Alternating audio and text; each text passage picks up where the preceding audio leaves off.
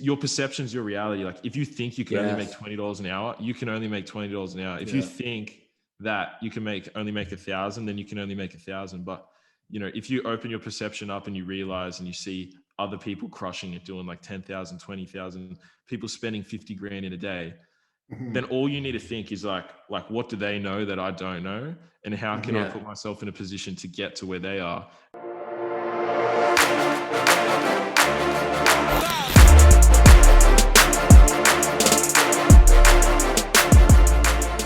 Welcome to Seven Figure Entrepreneur Podcast, the number one podcast bringing you behind the scenes with real online earners. No fake gurus here.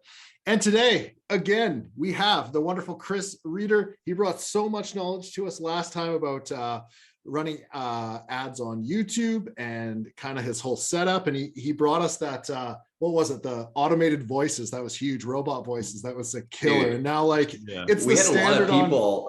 We had a lot of people write in actually about that, saying like, I put this on my campaigns and they're blowing up right now. Dude, so that was a sick fucking drop. On Facebook now. Like if you go look at Facebook videos or TikTok videos, all robot voices. I'm blaming Chris for that. The secret sauce, bro. You all stole my little gold nuggets. Yeah. Yeah. Yeah. And we also got Tyler. I don't want to forget you, man. You're always here. Yeah. Got all the questions. The guy with the questions. Yeah. That's right. Cool. Well, it's awesome to be back here again, guys. Like, it was awesome to be on the last podcast, and I'm looking to add some more value to this one if I can top the other one.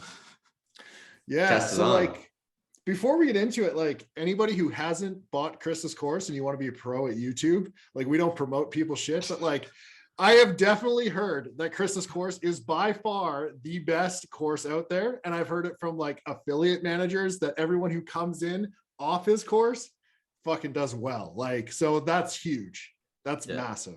I mean, not to brag, but literally all our students now are the top affiliates on ClickBank, MaxWeb. It's pretty insane. When I look at the vendors send me their competitions and stuff, and it's all my students' names and me up there. That's funny. It's pretty crazy. Yeah, man. And so it's interesting because I feel like YouTube is still kind of new in a sense that not everyone's jumping on it. You have the people who have bought your course, obviously, and they're making moves. I see you post screenshots all the time. Some dude did 250 grand profit, 800K rev in a month. I'm like, fuck, need to look at that again. But dude, I think that YouTube is still kind of new in a sense for what we do, affiliate style marketing. So yeah, if you want to dive into any tips you got, man, because even if the people don't buy your course, I feel like you can give a lot of knowledge with that. No, 100%. Yeah, I appreciate you for that shout out. But YouTube's definitely it's the second highest ranking website on the internet apart from Google. So everyone on there might be third now. I thought TikTok took over. Oh yeah, well that's an app, but it could be, yeah. Oh, gotcha. Good point. But website based on the website. Yeah. But yeah, YouTube's just crushing. And if you think about all the people that are on there, they're all on there to consume content, right? So they're not like Facebook where it's sort of social and you have to they're just different type of users. And YouTube, view rates going through the roof, since COVID, all that sort of stuff. So YouTube's absolutely crushing. And as you said, I don't think a lot of people are actually leveraging it as powerful as they can. And, even Sam Ovens now, his whole strategy is based around YouTube. He's more organic, but he's basically scrapped everything else and just gone full on organic. But obviously we do paid advertising because that's our game. Because, everyone here is a media buyer because once you find that winner, you can just scale. Totally. But yeah, that's why I think YouTube's so powerful in terms of just the consumers that are on there and just the growth of it as well. Yeah. So I guess it really comes down to then if they are a consumer, just putting the right message in front of the right people. So let's talk about script and video, because I feel like the script is the backbone of the video. You can kind of, and correct me if I'm wrong, but what we notice is you can kind of just mix and match sort of stock clips and everything like that. And as long as it ties together with the script, which is the really quality part of it, it'll convert. Yeah, exactly. Yeah. Well, so the main, literally, and everyone knows this, Facebook media buyers, direct response marketers, the main thing is obviously the pattern interrupt, like the beginning. So we call it the hook. So the pattern interrupt, and that's also got to qualify the audience specifically on YouTube, because on YouTube, when you're running pre-roll ads, you've got that like 5-second skip button. Yeah. So what you want to do is you want to have, similar to Facebook and whatever, you know, everyone else is advertising out there on there. You want to pattern interrupt and qualify the audience. So for example, you want to stop the scroll. You want to get them to actually pay attention, because most people sort of zone out when they're like watching an ad. So if you have something that's got, you know, high curiosity, high intrigue, and it's also directed to the audience that you're running, then, you know, they're going to know that that's for them. You're going to qualify them by calling out that audience as well as the imagery. And then everyone that's not in that audience is going to skip, because it's like, you know, car insurance or lead gen or whatever. You know, if they're not looking for that, then they're going to skip it. But if they are, they're obviously going to be more, they're going to be hooked in, and they're going to watch the rest of the video, and then, you know, watch the rest of the script. Could you give us an example of that? Well, like say you're selling name a niche that you guys want to do. Say you're selling kombucha. Yeah. So you could have like, so the imagery could be something like, kombucha is an interesting one, because was that a poor choice? So basically you could say like, you know, discover how, I don't really, the health benefits for kombucha are what, like energy, Gut health usually. Yeah, gut health. Yeah. Gut So you could be health, like, discover how this, you I don't know why I drink this, to be honest with you. Anyway, discover how this, you know, discover how this exotic, you know, fizzy drink boosts energy and increases your lifespan, or something like that, right? Yeah, That's a sort of interesting one. But like, you know, for car insurance or lead, like what's a lead gen one that you guys are interested in? Because I know a lot of you guys, say car insurance. Yeah, do car insurance. So like thousands of people across America are slashing their car insurance by 50%, you know, with this special trick, something like that. So then you can have like your, you know, cash or whatever, like people like looking happy in front of cars, because then that's got that like visual aspect, and also the auditory, which the script. And then obviously if people don't care about slashing their car insurance, they're not gonna be interested. Yeah, that's very true. So you want to be very clear what it is in that first 5 seconds. You don't want to be vague, because like, unless you're selling kombucha, then you want to be a little vague, because you want to buy them in. Yeah. Yeah, That's an interesting one, because that's not like a sort of direct response thing that people buy. So it's interesting. Okay, so do you ever like hire actors and actresses out on like backstage or anything like that, or you guys always just use like the clips, stock clips? I mean, we've tried, but like, honestly, the way we run our videos like converts so well. And I think that's also because like the freedom to just create so many different hooks, create so many different scripts so quickly, that's like the fuel to like any media buyer, being able to create like creative so quick. So you're more about the content as opposed to the visual then.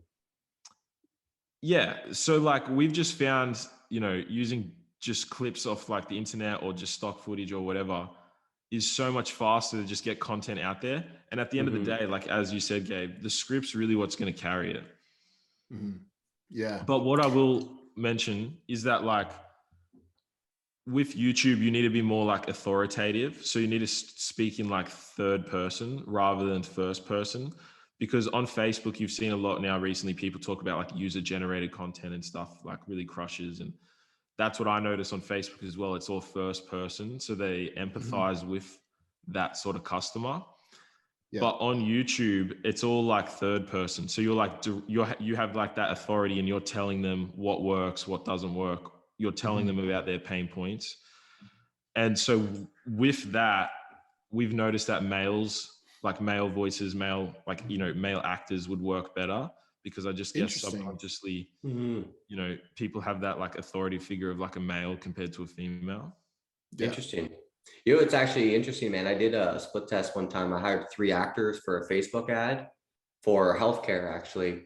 There was the older, you know, doctor, there was the male doctor, there was the female doctor, and then there was another version. But the male doctor pulled way better from a performance perspective than any of the other variations. Yeah. Even better than the animations. Yeah, I guess just like subconsciously, you know, as people grow up, they just see the male as like more of an authoritative figure. We all have stereotypes, right? Or like we all, even if like people deny it till the bitter end, right? Like I know. I feel like we're dancing on this this line where we're like, it's just what the metrics say, but people will get offended hearing it. You know what I mean? Yeah, but I mean, like, there's tests to back it up, and like you can dig into it, and like there's a million tests to back it up. Not even from us, from like Harvard and like all the like a big school and stuff. So like, fuck you guys if you don't like it. It's funny that you said that as well, because like in a lot of scripts and stuff, you want to be using like authoritative language, even discussing like Harvard scientists, research, just like we're saying this to prove our point. That's the same sort of thing you have to be doing in your ads. You talk about research is backed up by like Harvard or, you know, for whatever niche you're in, just come up with an authoritative figure that people associate with like authority. So, you know, I know a lot of people use like, I don't know, what's the DMV or whatever for like car insurance. Like, you know, add those like keywords that people associate with being authoritative in your field, and then that also boosts your credibility and the intrigue as well. So I have a question. Tyler, do you got something on that? No, I'm just surprised you have so many. Go ahead, bro. Well, I'm just like, because we actually bought Chris's course and we like dived in a little bit, but one thing that we like did run into is like keeping accounts up where it was like so hit or miss. Like I feel like I have an account and it was like bulletproof. I could do whatever the fuck I want on it. I could run mortgage, I could run anything, and like it was good to go. But then like someone else would try and set up an account and they would get burnt, and then they'd try and set up multiple others with different IPs and everything, and they would just like have a terrible time. Have you guys found like a solution? Like I know we have a solution on Facebook now for everything, and like it's just part of the game, but do you guys have a solid solution for accounts? Yeah, so that's always gonna like, so when we like, so that's always gonna be a thing with any sort of advertising network, I feel like, because you're gonna have they have like 10,000 new people coming on every like day or whatever. So there's always gonna be something like, to be honest, just sort of like Facebook, it's hard to sort of pinpoint exactly what could be causing that, because as you said, you know, your account's running fine, other people's accounts are running fine, and they're smashing it. But then some people run into that issue, and we do have solutions for that. So for example, like your advertising account's been shut down due to whatever reason, right? But that's your specific like entity. So if you go ahead and create a new account in like a family member's name or something, that's a completely new identity. And as long as you have completely new and unique stuff, it's just viewed as a completely different Google advertiser. So just like I create an account, just like you create an account, just like Tyler creates an account, you know? So that's the way we've sort of been managing it. But also appealing, like if you appeal consistently, you definitely can get it back. But one thing to take note of is when people appeal and then they re-appeal, you need to be putting in new information, because if you don't put in new information, Google sees it as the same appeal and it doesn't really. Gotcha. Interesting. But also to discuss that as well, I think like, you know, everyone here is an entrepreneur, and I always like to tell people like being an entrepreneur is like, it's, you know, overcoming adversity and using like your, you know, problem solving abilities to overcome challenges and stuff to seek like a better life at the end of the day.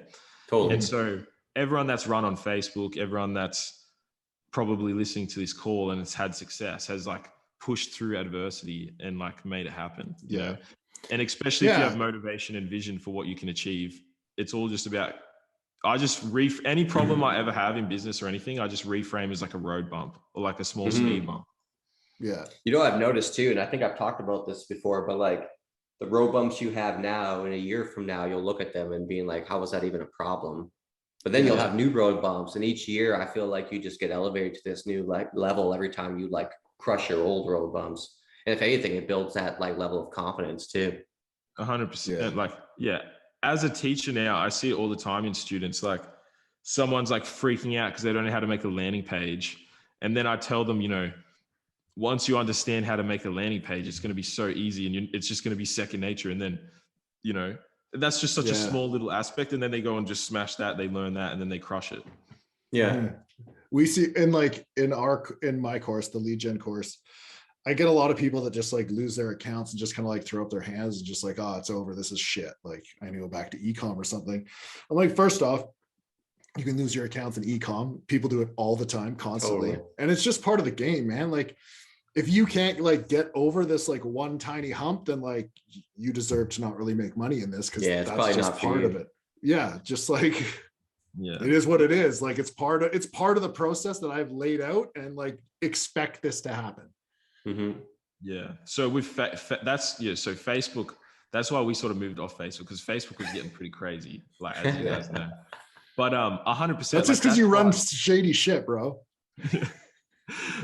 That's just like with that's just like being an entrepreneur. You know what I'm like? Exactly what you discussed. Like people do something for 2 weeks and they don't make $100,000 and then they give up. You know, where when you like push, that's the whole thing. You got to push through adversity, and you really got to know what you want and have a clear vision and like go after it.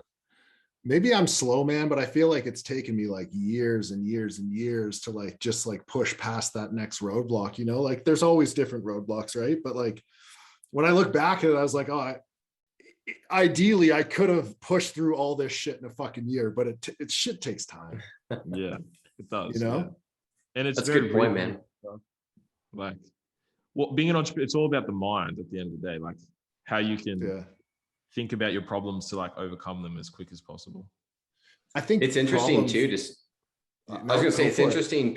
Some people who have like you've seen all sorts of models. Like there's some guys who hit it big right out the gate, it's super easy, but then they're like a flash in the pan. Like they've made it once, they can never duplicate it. There's those guys. And then for me, I've been doing this 16 years. This is a long time to do anything, I think, almost half my life. But like, man, if I don't know this by now, like I'm never going to get it. You know what I mean? Yeah. And like, I've reached a certain level of success because of that, but also I've been doing this for 16 years. So it's just interesting, the different perspectives. I've always been impressed by the people who like grow super, super fast and just like blow through their challenges. I'm like, what did your parents tell you when you were a kid? Because I'm impressed right now. Yeah, dude. Well, I think that's why these podcasts are so valuable, because you get so many different perspectives, and like watching all your guests and stuff, it's, you know, you have a lot of impressive guests. But even being able to talk to you guys, like you said, you've been in this for 16 years. Like I'm fairly young right now. So to hear your perspective on things is like, you know, is very interesting as well. Bro, but I didn't think like you when I was your age, man. So like you're gonna be way ahead of me when you're my age. Yeah. at least I hope so. I hope so as well. Yeah.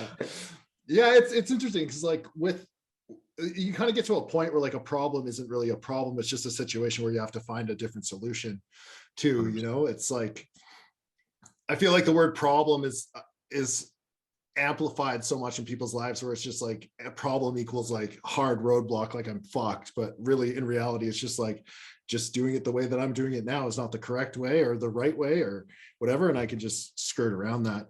But let me tell you, being a problem solver in a relationship, not always the answer. Girls don't want you to solve their problems all the time.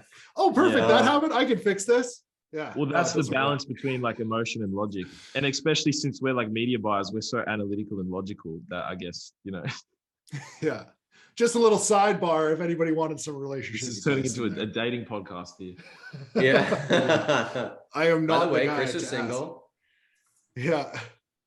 Chris is going to be single for a while, man. He's just like ready to take on the world. Married to the money, you know. Yeah, the money. It is what it is. That's interesting, man.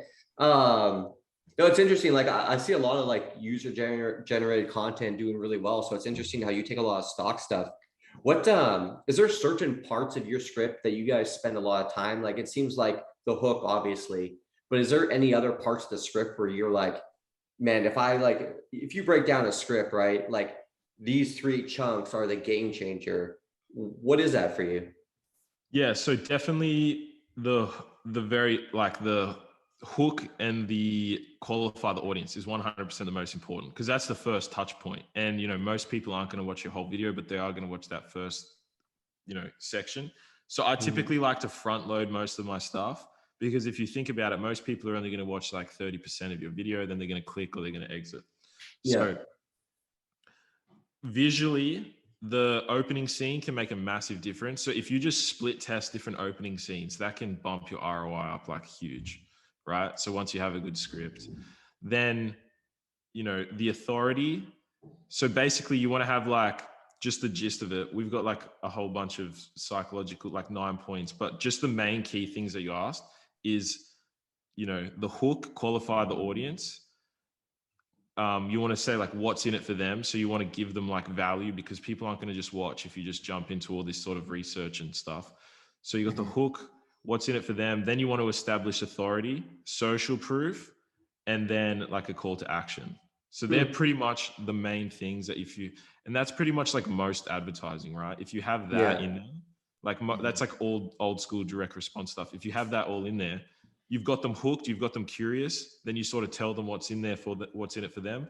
Also aggravate pain points. I forgot to say that. So you can throw that in there. Then establishing Would authority. you do the pain points before the value or after? I like to always add the value. Oh, it really depends. So the way we say it is like the only two things that have to be in the right spot is the hook and qualify the audience and the call to action. Within there, you can basically change it all around and just see what works, because going from the hook to then hitting their pain points straight away, that might perform better than telling them what's in it for them. Right? Yeah. So there's no real set structure. It's just to have those key points. Just the beginning and the end. Yeah, but have all those, you should have all those sort of key points in there, but the order doesn't really matter too much, because, you know, you could go into their pain points about whatever your audience's pain points are, then tell them what's in it for them. So you're like, you have the duality of like, all right, well, this is their like life and their problems and their pain points. And now I'm going to introduce this solution that's going to like, you know, solve your problems. Yeah, makes sense. Very It's cool, funny man. how I we've love like it. heard this stuff over and over again through our lives, but it's just like nobody really implements it. Like if you go look at like people's ads on Facebook, they're generally quite average at best, but we've started to implement this in our Facebook side of things in terms of like copy and video and stuff, and it's been a game changer. So who knew traditional marketing works? Yeah, and also all these years. And yeah, shout out to my business partner Keegan as well. So because he's the one who we basically formulated the script together. So I just want to give him a shout out as well for that. Nice, cool, but, man. You know, it's nothing new. It's all just old school. You know, like in this day and age, like everything's basically just recycled, reformatted, and for sure updated for 2022. Especially with like ad copy. Like I don't think you can really come up with new psychological persuasion tactics in this day and age. It's all already been done. Keegan, man, has to be the slowest talker in the motherfucking world. Dude, I watched that course on like 5X and it sounds normal. Yeah. Well, I guess it is different because like I'm an Australian. We talk so fast. Like I have to pace myself when I talk, especially when I'm teaching. I have to sort of slow down and make sure I speak slowly because I speak so fast normally. I speak fast too. Where's Keegan from? West Virginia. Yeah, near the Appalachian Mountains. All right, that makes sense. Very cool. Yeah. Interesting. He's great at what he does. He's a good teacher though. What's so what's your focus right now? What's the direction you're kind of heading towards? So I'm focusing on scaling my ads, like through like affiliate marketing, different offers, different niches, just really focusing on just doing bigger, better numbers in that. Like I want to also potentially get a team like me and Gabe were just talking how you guys have like media buyers and stuff. So I think it would be sick to get some media buyers. But also dude, the dynamic is so much fun. If anything, I think that it brings a different breath of life into your business because like now it's just not all about you, right? Like say you got a couple mil banked or whatever, you can spend a day on the couch. But when you got like these hungry guys that are at it every day, like it just puts that other breath of life into you. You're like, okay, let's get it. Yeah. Do you guys have any podcasts on like hiring media buyers or any insights into that? Dude, no, but I'll tell you the simplest solution because I figured this out by mistake. Is your course is the #1 place to find amazing people. That's true. And then, that's so true. And then you bankroll it. Yeah, that's 100% true. It's always interesting because I guess like I've always come from the perspective of if you want something done, do it yourself, like done right, do it yourself. But that can become such a roadblock, especially when you're trying to scale, honestly a huge bottleneck. Yeah, you can't run a business like that. Actually, I had that conversation with that same one with someone earlier today. And they're like, well, things have always been here. I'm like, well, the business also quadrupled. So you can't do that anymore. What got us here won't get you there.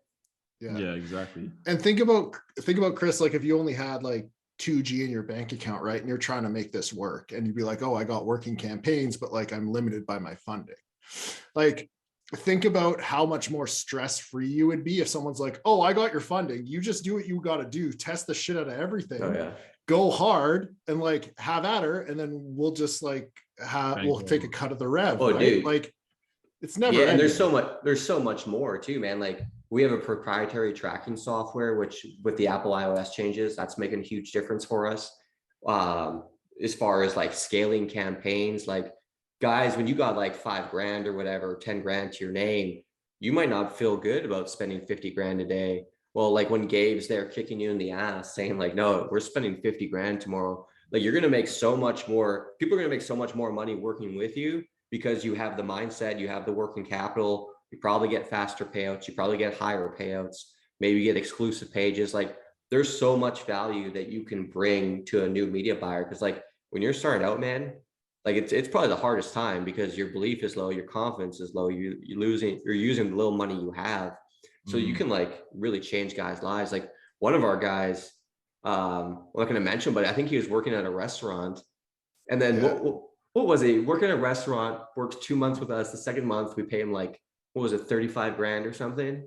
Yeah, something like that. He met me in Vegas and we were hanging out and he did like a 15 grand day, just like chilling on his phone with me. Yeah. Oh. And like in America, you get paid like really bad working at restaurants because you make your money off tips. And so there was this whole discussion where, and I won't say his name, so I could say this story, but like his mom thought he was like, we were literally swindling the kid because she's like, oh, because I forget what happened. We just sent a payment and like something happened. And so it had to wait. His bank address didn't exist in our wire something software. Like that, man. It was weird. And so then the money landed the next day. But his mom was like, oh, how convenient. When it's time to get paid, they don't pay you. But like, I think she's pretty much on board now. And now he's like, he's bringing his brother on board and stuff like that. Yeah. But it's pretty cool, like the impact you can have on people's lives, man. Because again, once you perform, the strategic advantages you get in this game are like huge compared to someone walking off the street. 100%. And also just the mindset as well. Like, as you said, totally. Like Gabe's just like, we're spending 50 grand tomorrow. Like, for someone else, that like 50 grand is like their yearly wage. They can be like, dude, that's like 4 years of savings. You know what I mean? They can't just spend that in a day. But like for people like us, we have the awareness to be like, all right, well, we know what sort of stuff's going to perform and we know like where we can push it and where we can't. Where someone that's getting brand new into it, like you said, like someone just walking in off the street, they're not going to really have the confidence either. They're not going to have the confidence or the awareness to like know exactly what to do and how much money to spend and so on. Yeah. Think about how much value you provide too, man. Like, I feel like there's so many little things that we forget we know. And then when you're like, you have someone that's working under you and stuff or with you, and you're just like, they ask you questions, be like, oh, I know that. And it's just like, it's second nature to you. And you forget like how much you actually know about this industry and what you can do and what you can't do. Totally. That it's so helpful for someone and even like might be new to this. Yeah. Another good example, I don't know how it works on Google totally, but like Facebook, like you can only spend so much per day. Well, we got a ton of accounts where you can spend a lot more. So if they were left to their own world, maybe they make $300 a day. They come onto ours and they can make 10 grand a day. Like that's a huge difference. Yeah. 100%. It's but yeah, that's definitely something that I need to like look more into towards like, just sort of scaling out, systemizing, optimizing and stuff. Have you actually ever read books on leadership? Not really. Like when I was in school, I did like leadership sort of like we did like leadership camps and stuff. Yeah. Like school, but no, not really. Not really. Yeah. Dude, one I like. Have you heard of Jocko Willink? Oh yeah. Have you heard Extreme Ownership? That would be good. Yeah, I should probably read that book right now. Dude, yeah. My senior management team, they've all read it. And like, even one guy at first, he's like, is this all about war? And by the end of it, he's like, dude, I got to read this again. There's so much good stuff in here. Yeah. Well, being an entrepreneur is all about like extreme ownership because Big time. if you're working by yourself, you're not going to have Gabe kicking you saying you're spending 50 grand a day. You've got to do that to yourself. Yeah, literally. Yeah, which is hard to do, man. But like, yeah, it took a while for me to be comfortable doing that. Yeah, but that's basically where I'm looking towards. I'm looking towards just scaling up my affiliate ads, scaling up the course side of things, and sort of personal brand stuff's interesting. Like I actually I told Gabe, I don't know if you were on the call, but due to your last podcast I was on, I got invited to Affiliate World Barcelona, which is going to be sick to speak there. Nice. That's going to be. It's funny. I know a lot of our guests have been invited, but we've never been invited to speak. That's a lie. I have. Have you? Yeah. Yeah, I never have. Yeah. I don't want to go to fucking Dubai to speak. No, Barcelona. Oh, well, they were at Dubai. Oh, maybe it was Barcelona. I don't know. It was one of the. I got invited to talk about lead gen. Pawned it off. Gotcha. Yeah. Well, Barcelona's amazing. I think it's like if I'm going to travel, I may as well travel for business. So. Yeah, right off. Dude, that's probably a quicker trip for you than it is me, isn't it? No way. Europe is like 24-hour flight, man. From really? Here. Yeah, it's across opposite side of the world. I thought we were opposite side of the world. Just take the channel, bro. It goes right through. It's okay. What I want to talk about the course world a little bit, man, because man, like we have friends that made hundreds of millions of dollars selling courses, or at least sold that much in courses. They've still netted out like insane money. Talk about the course world a little bit. Are you doing like how you generating traffic for that and how you building that up? Yeah, so it's interesting because I don't know if I talked about it on the last podcast with you guys, but so I started. It's so funny because everyone's like courses are blah blah blah, like whatever. I started as just that kid in the coffee shop, like looking for like a way to make money, and I bought a course, right? And I had success with the course, and that course was through Gary Kramer and Rob Jones, which I don't know if you got. I remember you talking about them last time. Yeah. So I had success with their course, became really close with them. They became my mentors, etc. And then me and Keegan basically built this new business model on YouTube, like basically same sort of stuff that people used to do on Facebook, but we just like pioneered it on YouTube. Mm-hmm. But the way they work, they're like big affiliates with email marketing. So when we did the course, we launched the course, for a week through all these massive email affiliates, and it crushed. Like it did like really big numbers. Do you mind sharing? Yes, it did like 8 figures. Dude, that's sick. Congratulations, man. Good work. Dude, that's insane. Yeah, so it's pretty insane. And that's given me the confidence to be like, I'm this age, like I quit university and I've done this. And it's like all those little micro wins to like build confidence, Yeah. But so far, so now what so we just generate traffic through affiliates, right? So we give 50% out to people that promote it. And of course, like our student results have been like ridiculous. So the offer performs obviously really well. But I'm looking now towards building sort of structures and systems and stuff to start scaling out that end as well as the affiliate side of stuff, because the affiliate side of stuff still so like, that's like what I love, because there's just so much cash flow to be made. And like, I'm making way more money running my business model than teaching it, to be honest. But the course world's interesting. Like, it's also good. Like, honestly, when we created the course, so the previous sort of course was on Facebook that was having like some issues with the model we were running. So when we created this business model, we basically packaged it in a course straight away. Like we didn't even really milk it, to be honest. Like we ran it, we're having massive success. And then we wanted to provide to the community that we already had because people were struggling. And since then, like just being able to hear some of the stories of people that we've helped, like is very like inspiring. And at the end of the day, like, just like if my mentor didn't sell me that course, like Gary, I would still be struggling, or who knows where I would be. So I like to have that same sort of big time. Yeah, dude, it feels good helping people, man. Like, it's like, it's interesting because you start a course to make money and just like get it out there, and you've learned something, you want to share your information, but then all of a sudden you like start getting like this huge reward of like helping people really make huge amounts of money and like change their lives, right? Like, and you see it all the time, and I see it too, and it feels so good, man. Like it makes it well worth it. And so like people can hate on courses all day, but like there's a value add for everybody in it. And like if you're a hater and whatever, that's fine, but you should probably buy a course and learn some shit. Yeah.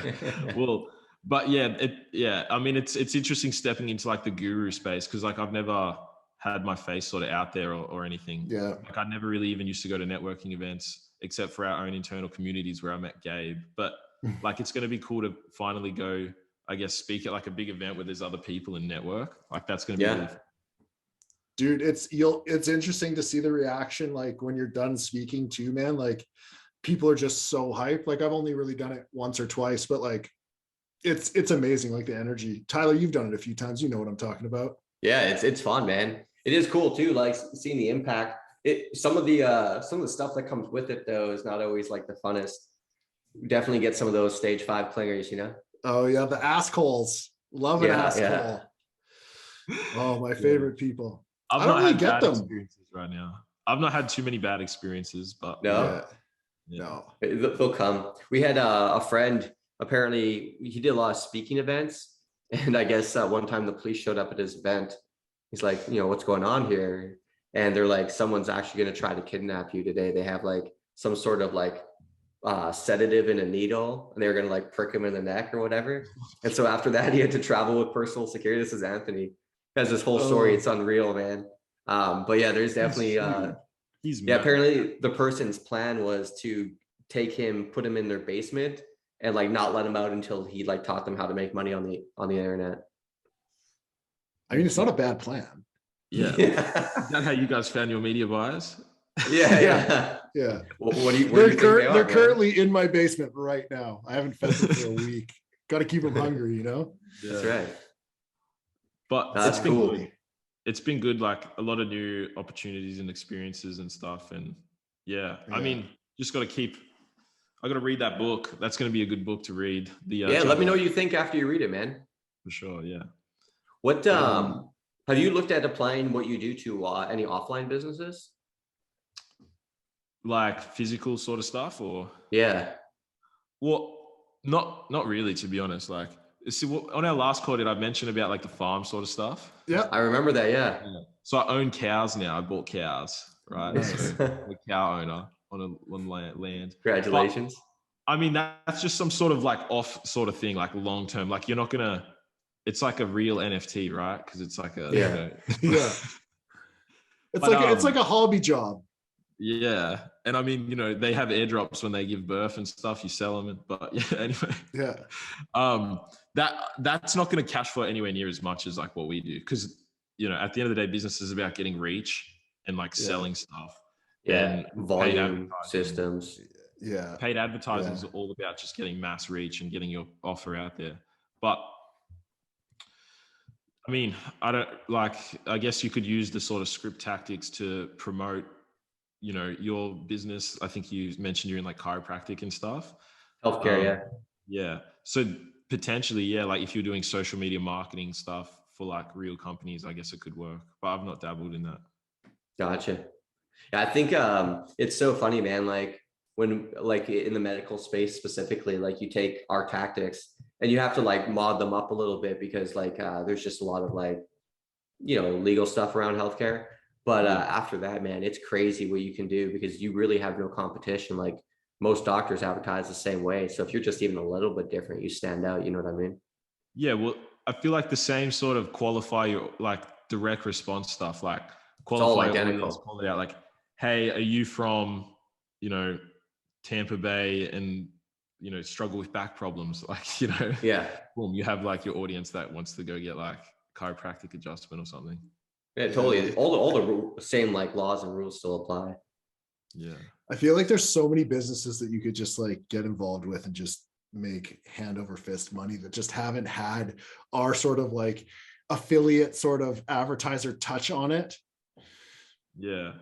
And that's so funny as well, because like, affiliates are just like brute force traffic. Like that's basically what we do. And we're just like, whatever, like most, you know, I've heard of people run with different e-com agencies and all this sort of stuff. And they have like all these little, you know, however they run their ads, where it's like, our thing is like, all right, let's just make the best ad that crushes, and let's just run our ads in the most unique way to get like the most traffic and stuff. Like, Yeah. just brute force as much traffic as we can to like our offer. Which I is feel like agencies smart. are a tough thing, man. Like, I feel like to find a good agency, that's a struggle. Gabe, him and I have this discussion from time to time. He's like, what do you think about starting with an agency? I'm like, I just hate the business model, bro. But like, I think like we could probably crush most of them. Starting your own one, or starting with one?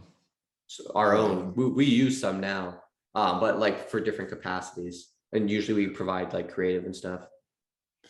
Yeah, it's interesting, man, because I feel like the agency model seems like it would be easy money, but then it comes down to like, do I want to deal with people? Yeah, I mean, I tried all the business models back in the day, like drop shipping agencies. And like back then I was like, oh, all I need to do is get like 5 clients paying me $5,000, you know, but then that's like not that much money, to be honest. And it's like, I have to deal with 5 people, like potentially every single day. 5 bosses. 5 bosses, 5 completely different funnels, 5 completely different like expectations for like $5,000 a month. And it's like, now we can make $5,000 a day, like pretty easily, talking to no one. Someone needs to come in and really like fuck up that industry, man. Cause I feel like they just like, oh, we're just doing some initial spending for testing. But I'm like, what does that even mean? That means that you're just testing and burning money on shit that you're like, oh, look, we burned some money and this didn't work. You don't need to fucking gather metrics as much as they like act like you do on Facebook. Like, you should just be fucking banging out creatives every day until something sticks. Well, that's what I was saying about our mentality compared to, I think, other people's mentality. And I don't know if their stuff works for what they're promoting and like that, but that's what I was saying, like compared to like our mentality versus their mentality as being media buyers, it's like completely different. It can't work. There's no way it fucking works, man. Like, have you seen these ads? Like, I don't like, maybe, but like, there's no way that vanilla shit that I see all the time on AdSpy is working. They just have huge budgets and just rip through it. I've talked to like agencies as well, and they're like, yeah, the way you know you're going to want to promote this is a photo of the product and like, you know, a couple like lists of like the benefits. And I'm like, are you serious? That's going to get me like 0 results. So I was like, no. But I guess they look at things full funnel though, right? Like they look at like, they really count on retargeting and email and every other platform. Anyway, what were you gonna say, Tyler? Kind of switching topics a little bit, man. As far as, because I know, you know, we're mostly lead gen. You're more into like diet and supplement and stuff, right? Yeah, mainly health offers, because I view it as like, I guess, one of the easier sort of fields, because it's like, I heard someone say it's like a bleeding neck problem, right? And that's going to be the easiest thing to sell. Like if someone's bleeding from the neck, you sell them a bandage, boom, easy. Yeah. Right. Yeah. And so, you know, it's easier. I like that. That's interesting. Yeah. That was from like a big ad copy guy that I heard. So I just find that more scalable, easier to get going. And yeah, that's sort of just the industry I've like mainly been in. Like I've tried lead gen and stuff. But yeah, it's just, I guess, sort of different targets, because you can aggravate pain problems. And I think it's just easier to sell like a health sort of product. I could see that, for sure. Because it's actually pain related half the time. Yeah. You know, like real pain, not like financial pain. Like I fucking hurt. Yeah. Then how do you go about like picking the offers to go after? Like, do you feel like you have a sixth sense, or have you kind of like broken it down in more of a method? Mainly just testing. Hey, like, so just like my whole split testing methodology is just, you know, test to find a good video within your like niche, right? Do all the different variations, different hooks, opening scenes, test your landing pages, and then, you know, focus on the offer. So once you have all the front end dialed in, if you're running one offer in, you know, weight loss niche and it's not performing, take the best of what you've like created, switch it up a little bit, and then test a different weight loss product, right? So my whole thing is like, if I can test like 10 products, you know, I'll be able to find a winner within there and scale it up. How, like, would you take one video and literally just rotate 10 offers on the back end, or would you kind of do them one by one? You can, depending on how like unique your video is. So just like I assume with your lead gen stuff is if there's any like specifics, or just like anything, if there's any specifics to that offer, then it's going to have to be changed a little bit. But if there isn't, and it's sort of more broad, then you can just test different, offers on the back end. Gotcha. Yeah. Some of those health offers are pretty specific, like the ones at MaxWeb and stuff. But yeah, dude, the copy on those is unreal. Yeah, dude, they dial that shit like in. I feel like I have a bleeding neck and I don't even have that problem. Yeah. Well, another thing that like a sort of good gold nugget for everyone here that they can use is like when you're coming off ad copy, like I do this a lot on YouTube and when I was on Facebook, use your like the email swipes that vendors give you, because those email swipes have been tested with like millions of dollars through email. So that's a really good way to find headlines for Facebook. It's a really good way to find different ad copy to put in your scripts and videos. But also another way to do like high level research into stuff is go on Amazon reviews. And so you have two types of Amazon reviews. You have the fake ones that people have paid ad copy writers to write, which is like the perfect customer testimonial. And then you have the real ones where people discuss their pain points and like solving them and stuff. Yeah. Interesting. That's smart. Actually, man, I heard there's this one company doing like 9 figures a year, and they were what they would do. This was, you could Google it and find it, because I did look this up one time, but they're doing like over $100 million a year doing drop shipping on Amazon, and they'd find really popular products and all they do is read reviews. And like when they notice trends in the reviews, be like, oh man, I wish this was waterproof, because then I could, listen to this radio in the shower. They just like, they do that. They sell the same thing except theirs was waterproof.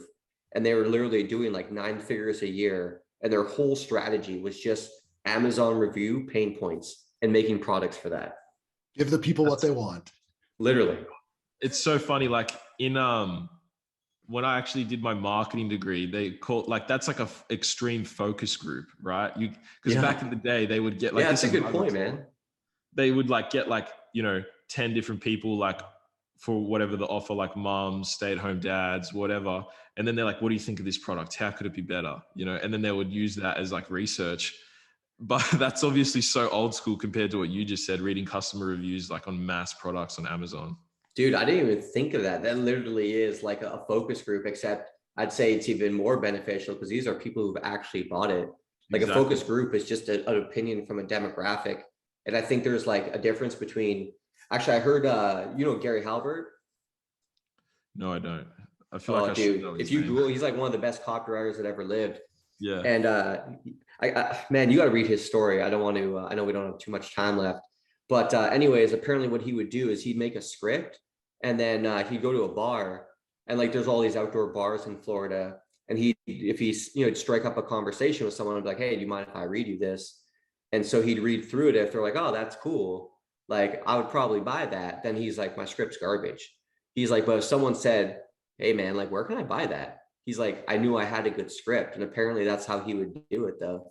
I'm like, man, that's so freaking fascinating. Because he's like, people's opinion, just because they tell you one thing doesn't matter. But he's like, when they're actually willing to pull out their credit card, it's like, that's a real opinion. Yeah.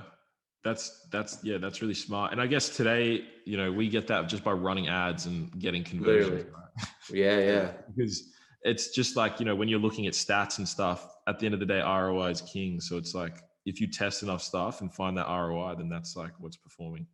Yeah. A friend and I always say that it's like, just because something isn't working doesn't mean it doesn't work. It's just not working for you yet. It's a matter of like continuing to go with it. Yeah, 100%. Yeah. That's what I always say about Facebook, man. Like, it may not be working for you, but somebody else is making it work. Crush it. So work harder, man. Yeah. Well, that's the biggest thing in life. When you see someone doing something and you realize that you can do that, that's like what it comes down to. And then if you have the motivation to go and achieve that, like, that's how you're going to get there. But if you don't and you give up, then the motivation and the belief too, man. Because I think a lot of people are motivated, but if they don't believe it's possible, like that, I think that motivation can die. 100%. Yeah. That's 100% right. Yeah. Because if it's not, like, imagine if you were trying to, it's just like the 4-minute mile or whatever. That guy ran the mile as quick as possible. Before that, no one thought it was possible. No one even tried. And then everyone realized it was possible and they started doing it.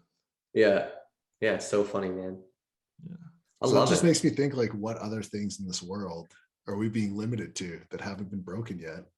Well, All right, now we're going deep.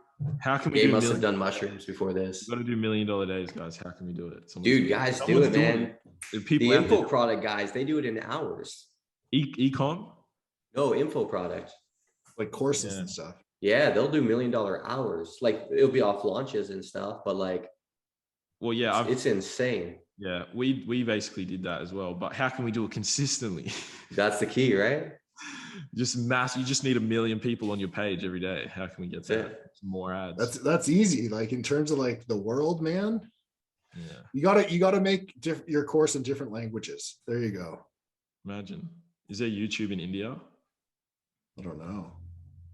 Dude, yeah, that's another thing. Have you guys ever tried running like different products in different languages for like your stuff? Like if you got something converting, you just turn it to Spanish. Like, does it work? Dude, traffic. So, you know, our challenge is like, say we wanted to run auto in Mexico, like we would need to find someone in Mexico, like that was going to actually pay us. Which, you know, we don't like, it's a lot harder in lead gen when everything's set up for you. But like, I know some guys in like the stock trading niche, we were talking the other day and they, I don't know how come, but they don't sell to the US at all. And they're doing 3 million a month selling like just to all non-US, like Australia, UK. I don't think they do Canada either. But South Africa was big for them. It's like literally a handful of countries and not even the US market yet. I'm like, man, that's insane. Interesting. Yeah. Cause I know someone as well that does like 1 to 1.5 mil and he only runs to Australia and UK. You know what I found, man? The Australian market, like anytime we ran traffic, it's more expensive, but dude, it freaking converts. Like I think it's at least, and it's been a while since I've done this, but it was always like our hottest converting like market. I'm like, man, I love Australia. On our ecom store, it was like that too. Yeah, ecom, like dating, Australia was products, our top everything. country. Yeah, interesting. I know we have the highest rates of gambling, and so that's like a statistic. Do you? But also, it's also like I've talked to like black hatter gambling casino type dudes, and they're like, yeah, man, Australia has like 5 times the highest like deposit, 5 times the most conversions, you know, and I'm like, dude, like our country, what is going on in Australia? Yeah, that's amazing. I'm amazed they haven't banned it yet. Black hat casino stuff to my country. Dude, I do. Crushes. You've done that? You've run that stuff? No, a lot of my friends have though. Yeah. But yeah, I think, and that's another thing, like people need to test different audiences. Like I see the same thing in the US. US always crushes for me. I always focus whenever I make a new campaign in the US because but with MaxWeb stuff and with ClickBank stuff, you can do international on a lot of it, right? Yeah, but I typically like to focus on US first because I feel like it's so much easier to crack into a winner because they're more in that buyer consumer type mind. Yeah. And then and then once I find a winner, I then scale it out and test other countries and stuff. That's smart. You know, it's interesting. We used to run a lot of dating or what we would do is if we could like even break even in the US, everywhere else we'd be like insanely profitable. We found the US dating market online was like the most competitive market. Yeah, probably. Yeah. I've never really. This is like pre-Tinder. Yeah. But I've heard people crush with dating. Like that's why there's so many dating offers out there, but I've personally never ran it because I see it as like, I mean, I guess I just see like it's way more easier for me to write a script compelling someone to, you know, solve a health problem than like marry their dream man or something. Yeah. I agree. Have you heard of guys running huge numbers in app downloads?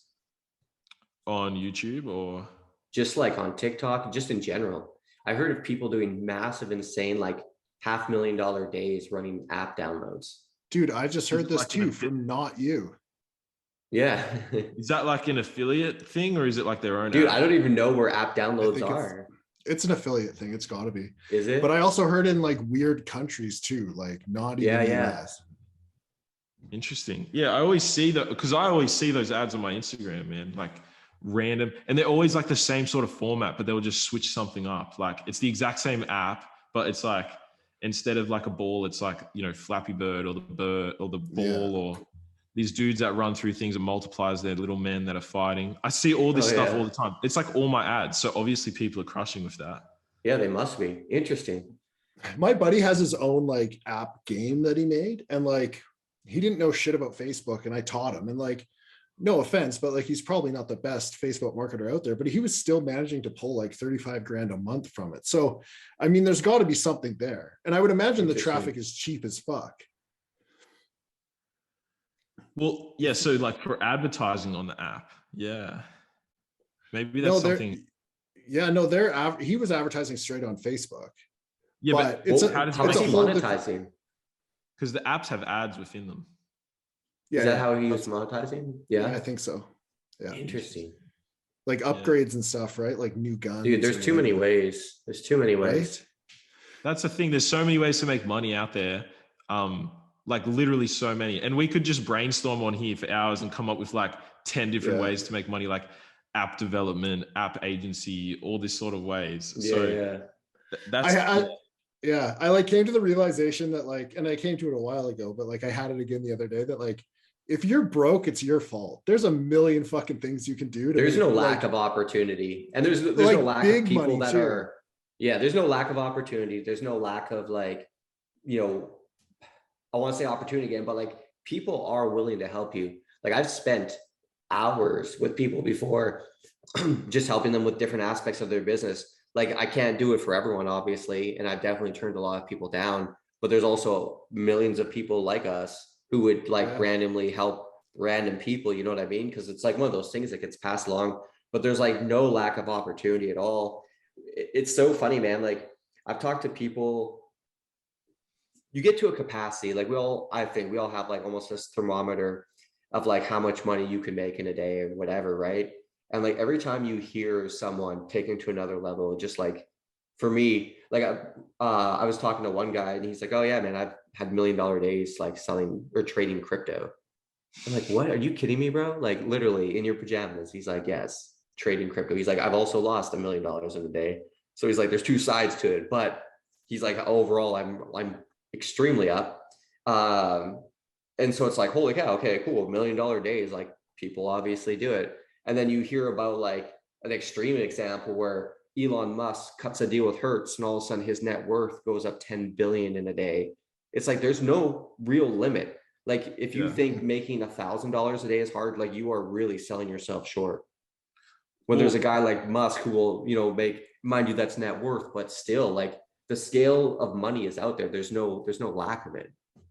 Well, that's why like I always say like, and something that helped me on my journey, especially being so young, like Gabe said, like, is your perception's your reality. Like if you think you can only make $20 an hour, you can only make $20 an hour. If you think that you can only make 1,000, then you can only make 1,000. But if you open your perception up and you realize and you see other people crushing it, doing like 10,000, 20,000, people spending 50 grand in a day, then all you need to think is like, what do they know that I don't know? And how can I put myself in a position to get to where they are? And then as long as you pursue that path and you overcome all the challenges that you face, then there's like no reason why you can't get there. Totally. The other realization I had too is like, it takes the same amount of work to make $1,000 as it does 100,000. It's just depending on the situation and the deals that you're putting together, or like whatever industry you're in. And maybe I'm off approach, but like, I think that they're pretty similar. Cause like I've seen some dudes that like rake in cash and like, I think they just work like super smart. But I think it comes down to what too. Like one thing I've been investing just kind of on the side, my quote unquote spare time, is I found a few guys who are just really good at what they do and like building courses around them. And one guy is actually someone I've invested money with in the real estate world. And he's done a fantastic job. And so, he's teaching how he does his real estate, and we're putting the course together and we're putting the VSL. But we had a couple people go through his coaching program, and it's so fascinating. Like he does two calls a week. And on these calls, people bring him their deals, and he like, hey, do this, say this, whatever, right? And some of the success these students are having are like literally unreal. Like there's this one guy, they were showing me this one deal where the guy was like, oh, I have this deal, I'm gonna make $4 grand. And he's like, dude, why are you making $4 grand? He's like, if you just do this, you'll make like 20 grand.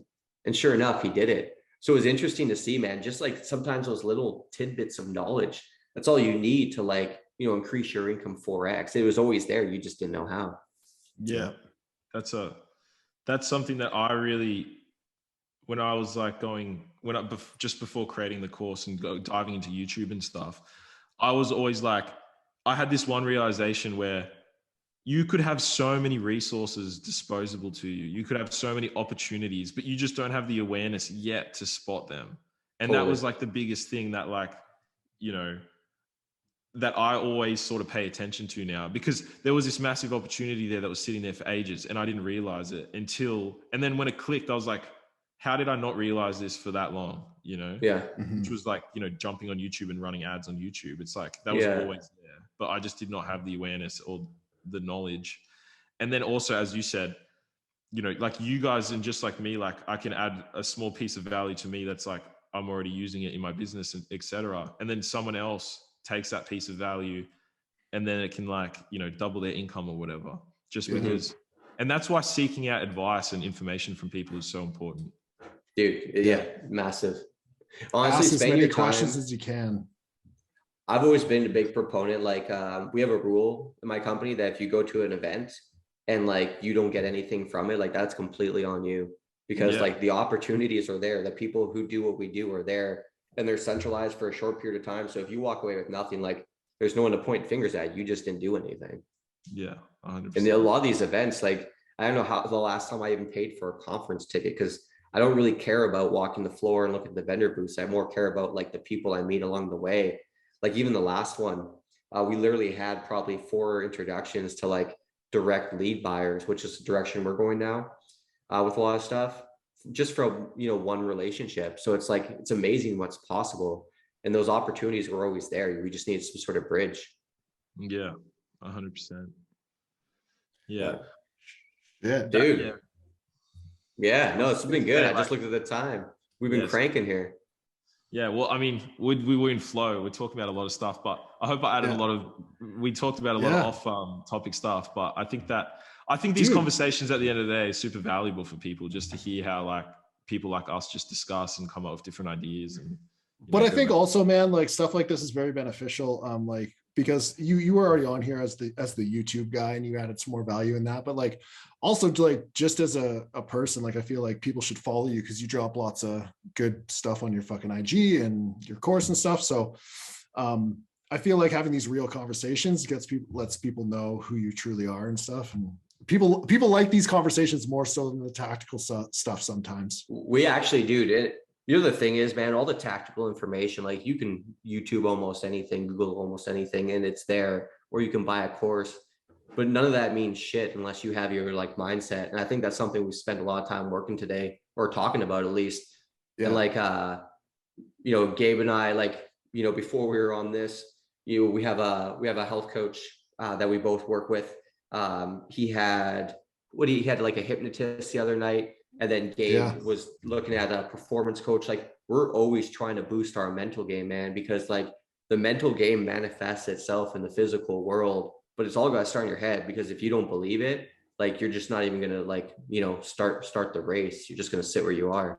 Well, yeah, that's literally all I used to focus on before having success in any like entrepreneurship and stuff. And that's like 100% correct. And a lot of people that aren't sort of at our level sort of dismiss that, and they're just like, no, I need this one little dude. I used to dismiss it. They're like, I just need to know how to run this little thing or just do this little thing. But it's like, if you have the mindset to realize that like you can overcome all your problems and challenges and etc., then you know all that stuff falls to the wayside and you just focus on your bigger vision. Like, you know, I'm sure everyone's heard of it, but Abraham Lincoln said like, if you had an hour to chop a tree down, you'd spend 45 minutes sharpening the axe, because the tools don't really matter. It's about the mindset that's using the tools to do it like as effective as possible. Totally. Very cool. So where can people find you, Chris, if they need to? Yeah. So my Instagram at Chris Reader is where I'm at. Just always on Instagram posting stuff. So cool. Feel free to DM me. We'll add a link below here. Yeah. We'll tag you and all that stuff. But 100%. If someone wants your course, is there a link they can grab it? Can we add that, or is it like one of those things that only shows up once a year, like Santa? So typically it was once a year, but now we're doing evergreen. So yeah, we can Cool. add that in the link below as well. Dope. Yeah. Awesome. We'll add that below on YouTube, guys, and you can grab it. So awesome. Thank you for everyone listening today. For everyone watching, please do not forget to subscribe to our YouTube. And for everyone listening, please give us a 5-star review on iTunes, Spotify, or Stitcher. Yeah, that's the one. Nailed it. There's And so also, many, man. We keep adding. Make sure you subscribe, because I mean all the top media buying events are watching your guys' content. So I mean clearly you guys have got the best content. We know something about something. Yeah. We're the middleman, even if we like it or not. So That's right. yeah. All right, guys. See you on the next one. Thanks, Chris. See you guys. Thank you. Thank you. Later.